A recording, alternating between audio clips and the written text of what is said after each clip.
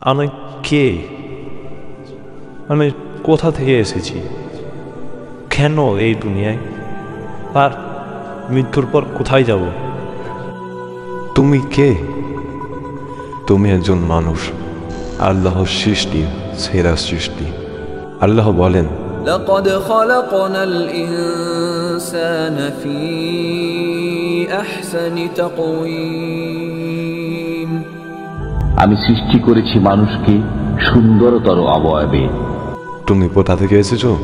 আল্লাহ বলেন, ولقد خلقنا الإنسان من سلالة من طين আমি মানুষকে মাটির সারাংশ থেকে সৃষ্টি করেছি। কেন তুমি এই দুনিয়ায়?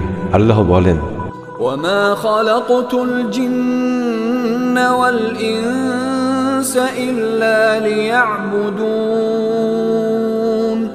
আমার ইবাদত করার জন্যই আমি মানব ও জিনকে সৃষ্টি করেছি।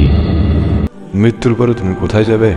রাসূলুল্লাহ সাল্লাল্লাহু তাআলা আলাইহি ওয়াসাল্লাম বলেছেন, দুনিয়া মুমিনের জন্য কারাগার এবং কাফিরদের জন্য জান্নাত। তুমি কোথা থেকে এসেছো, তুমি কেন এসেছো, আর কোথায় যাবে? সব কিছুর উত্তর একটাই, আল্লাহ।